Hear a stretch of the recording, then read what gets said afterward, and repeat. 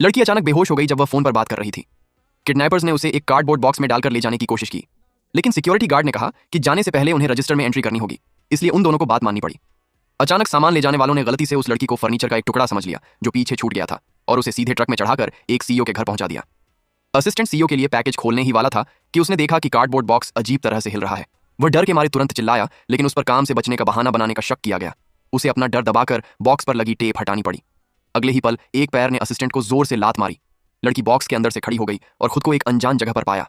उसने सोचा कि उसके सामने खड़े दो लोग ही किडनैपर्स हैं, लेकिन सीईओ को लगा कि वह कोई गोल्ड डिगर है जो उसका ध्यान खींचने की कोशिश कर रही है। उसने आगे बढ़कर लड़की को पकड़ लिया और उसे बाहर निकालने की कोशिश की। उसकी जोर जबरदस्ती से लड़की की पुरानी चोट में दर्द होने लगा और वह दर्द से करा उठी। उसने सीईओ के चेहरे पर जोरदार थप्पड़ मारा और फिर तुरंत मुड़कर भाग गई। लेकिन सीईओ को एहसास हुआ कि यह वही लड़की है जिसे वह सालों से ढूंढ रहा था।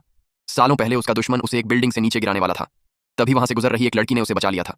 इस वजह से लड़की के हाथ में चोट लग गई थी और यही उसकी आखिरी झलक थी जो सीईओ को याद थी किस्मत से। असिस्टेंट को बॉक्स के पास लड़की का गिरा हुआ रेज्यूमे मिल गया। इत्तेफाक से वो सीईओ की कंपनी में ही इंटरव्यू देने आई थी, इसलिए सीईओ ने तुरंत असिस्टेंट से एचआर डिपार्टमेंट को कहकर उसे नौकरी पर रखने के लिए कहा। काम के पहले दिन लड़की को पहुंचने में थोड़ी देर हो गई। अपने पास एक खाली लिफ्ट देखकर वह बिना कुछ सोचे समझे उसमें चढ़ गई। उसे नहीं पता था कि वह लिफ्ट सिर्फ सीईओ के लिए थी। बाकी सब लोग उसका मजाक उड़ाने के लिए इंतजार कर रहे थे। दूसरे पार्ट के लिए कमेंट में यस लिखें।